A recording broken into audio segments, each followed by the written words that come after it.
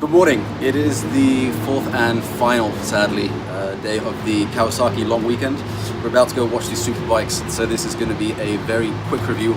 We're lacking a bit of continuity because there's a few days between now and when we spank them around circuit. But anyway, the Ninja 400, what do I think of it? Let's get the specs out of the way first. In Holland it is 6,799 euros, if I'm not mistaken. You can get a performance pack with it, which consists of a tank pad, a cover for the duo seat on the back, and most importantly, an Kawasaki muffler. Adds another 2 horsepower on top of the 45 horsepower that it has out of the factory. Looks very cool. 799 euros is a bit of a no-brainer. So how does it ride? Well, this is a very, very interesting package, especially if you are a young, relatively inexperienced A2 rider and you have the choice between getting a big boy bike that has been detuned to match the 35 kilowatt ruling, or you can get a light bike like this, which is organically making maximum power. It's a no-brainer. I completely understand the appeal of getting a big bike and having it detuned. Sure, you can open up the power if you want. Your friends are going to think it looks cool, but you are not going to get the same riding experience as you are going to get on one of these smaller, lighter bikes. This is by far the most sensible and the better option. So if you get one of these, you're not going to be busy trying to figure out how to handle the power of a big bike. You're not going to be figuring out how to maneuver it. You're not going to be struggling with the vehicle. This is a bike that you can really learn how to ride on. So if you get one of these, you do a couple of track days, you are going to learn more about biking and about vehicle control and vehicle dynamics than you would on a big bike. It's very light, it's very flickable. It's actually really, really fun on the circuit.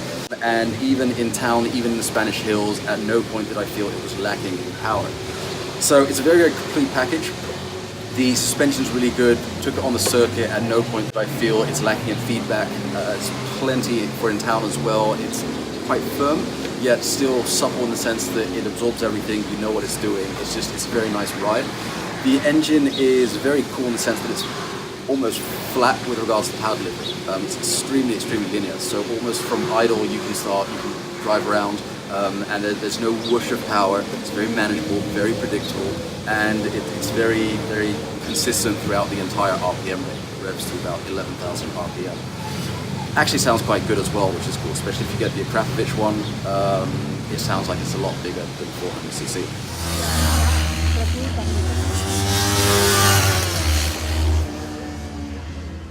Anyway, one thing I do have a slight criticism about are the brakes. I understand this is developed for younger, relatively inexperienced riders, so they're not going to be putting huge Brembos on it, but on the track they did feel a little bit lacking perhaps. You can probably solve that with a set of different brake pads, but otherwise there is a bit of room for improvement on that front. Otherwise, I really have no criticism on this bike. I really like the styling. It's a very mature styling. Unless you put it next to a bigger bike, you don't really see that it's a 400. We took these out for an entire day, went around the hills, did the track day, and if you haven't really seen any other bikes parked next to it, you think it's a 600. I like the styling. It's got these LED headlights in the front, which is becoming a bit of a fad these days, but nonetheless, when you see a bunch of these arriving with the double LED headlights, they just look super cool. They look very mature, they look way bigger than 400cc, and somebody who doesn't know about bikes is going to think you've got a big boy bike. Very, very positive about this thing. I think that's clear. Apologies for the slightly hectic review. We're a bit short on time. We've got to go watch super bikes now, which for me. Very positive about this thing. I've probably said this way too many times, but if you are a young, relatively novice A2 rider and you have a choice between this and a detuned big boy bike, get one of these small ones. You're going to have so much more fun. You're going to save yourself some money, also in running costs and parts and things like that.